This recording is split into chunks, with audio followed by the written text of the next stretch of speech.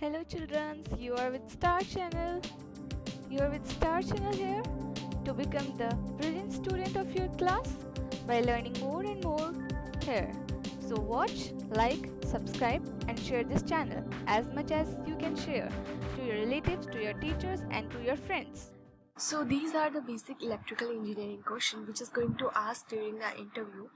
And the first question which is asking how tube light circuit is connected and how it works. So the tube light which we are using in our homes today, how it works and how it connected to the circuit. So answer is a chalk is connected in one end of the tube light and a starter is in series with the circuit. When supply is provided, the starter will interrupt supply of AC. Due to the sudden change of supply, the chalk will generate around 1000 volts. This volt is capable to break the electrons inside the tube to make electron flow. Once the current passes through the tube, the starter circuit will be out of part.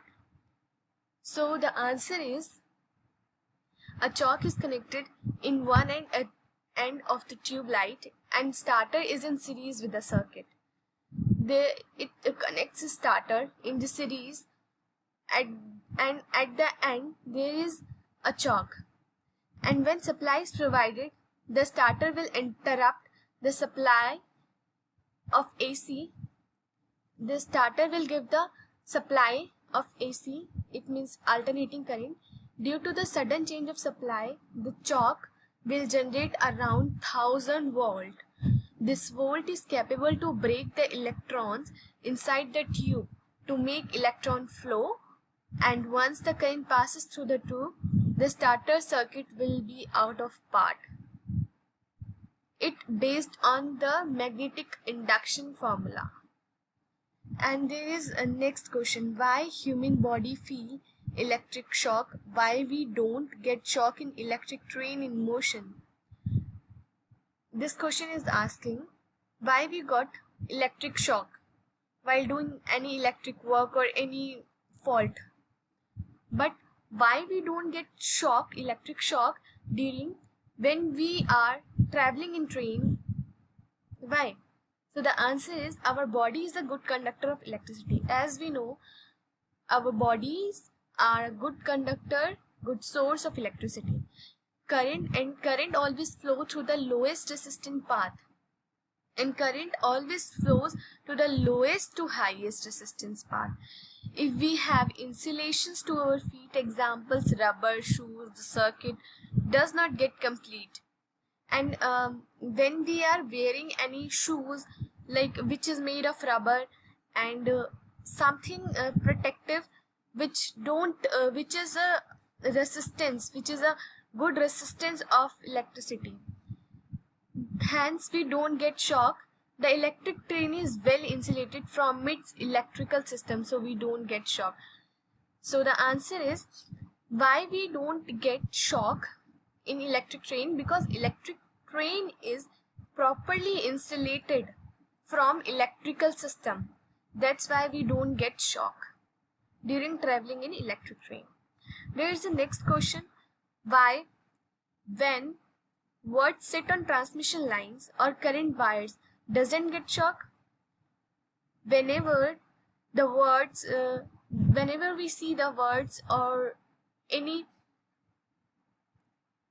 animal or insect is sitting or in touch of transmission line, they don't get shock. Why? Because it's true that if birds touch a single one line, they don't get electrical shock. If they touch single phase line, they will not get electrical shock. If birds touch two lines, then the circuit is closed and they get electrical shock. So we know that there is two types of wire, positive and negative. When the words are sitting only on a single phase, like only on a positive side, then they will not get shock. But when they connect both wires, when they sitting on both face, that time they got shock.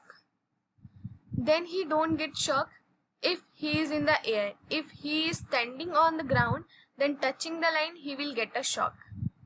That's the answer. Last question. What happens if we give 220 volts DC supply to bulb or tube light? If we give the supply of 220 volt of DC, it means direct current, to the bulb or tube light, then what happens? The answer is bulbs for AC are designed to operate. Bulbs for AC are designed to operate such that it offers high impedance to AC supply. Normally they have low resistance. When DC supply is applied due to low resistance, the current through lamp would be so high that it may damage the bulb element. Low DC voltage will not damage the appliances. While we are using DC supply, the impedance is also become low. So if the impedance is low and due to low resistance, there will be damage of the appliances which we are using in our houses. That's why we can't use DC supply in bulb or tube lights or any appliance which is working on AC supply. That's it for today. Thank you for watching.